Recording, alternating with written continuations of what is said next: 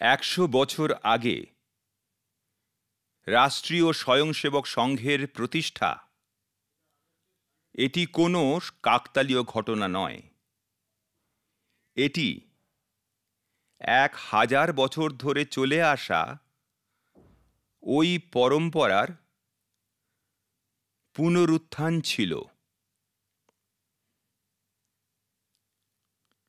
যেখানে রাষ্ট্রের জন্যে ভাবনা সময়ে সময়ে সেই যুগের চ্যালেঞ্জগুলির মুখোমুখি হবার জন্য নতুন নতুন অবতারে প্রকাশ হয়েছে।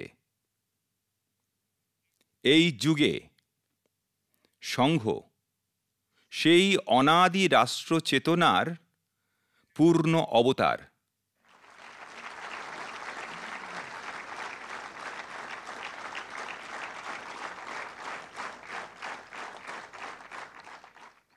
বন্ধুরা, এটি আমাদের প্রজন্মের সেবকদের সৌভাগ্য যে আমরা সংঘের শতবর্ষের উদযাপনের উৎসব পালন করছি।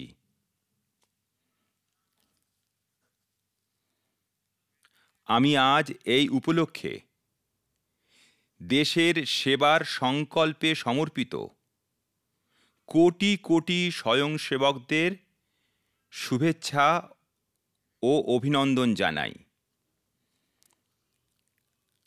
আমি সংঘের প্রতিষ্ঠাতা, আমাদের সকলের আদর্শ পরম পূজ্য ডক্টর হেগড়েওয়ারজি চরণে শ্রদ্ধাঞ্জলি অর্পণ করছি। বন্ধুরা, সংঘের শতবর্ষ পূর্তির এই গৌরবময় যাত্রার স্মৃতিতে আজ ভারত সরকার বিশেষ ডাকটিকিট ও স্মারক মুদ্রা প্রকাশ করেছে। 100 টাকার মুদ্রায় একদিকে রাষ্ট্রীয় চিহ্ন আছে ও অন্যদিকে সিংহারূঢ় বরাভয় মুদ্রায় ভারত মাতার ছবি এবং সমর্পণের সঙ্গে তাকে প্রণাম জানাতে স্বয়ংসেবকদের দেখা যায়। ভারতীয় মুদ্রায় ভারত মাতার ছবি সম্ভবত স্বাধীন ভারতের ইতিহাসে প্রথমবার এটি হয়েছে।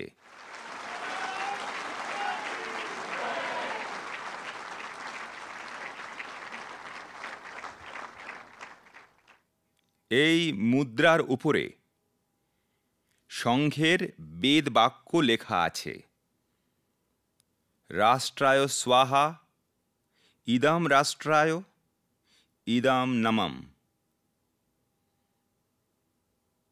বন্ধুরা, আজ যে বিশেষ স্মারক ডাকটিকিট প্রকাশিত হয়েছে সেটিরও একটি নিজস্ব গুরুত্ব রয়েছে।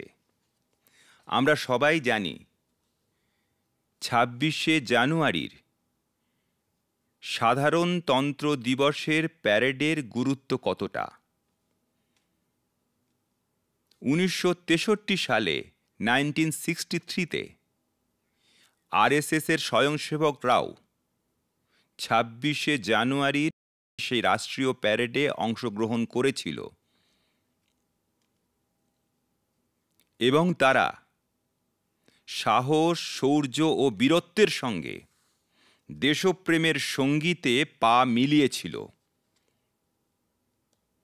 এই টিকিটে সেই ঐতিহাসিক মুহূর্তের স্মৃতি রয়েছে। বন্ধুরা, সংঘের স্বয়ংসেবক যারা অবিরাম দেশসেবায় যুক্ত রয়েছেন, সমাজকে শক্তিশালী করছেন, সেটিরও ঝলক এই স্মারক ডাকটিকিটে রয়েছে। আমি এই স্মারক মুদ্রা এবং ডাক টিকিটের জন্য দেশবাসীদের অনেক অনেক অভিনন্দন জানাই।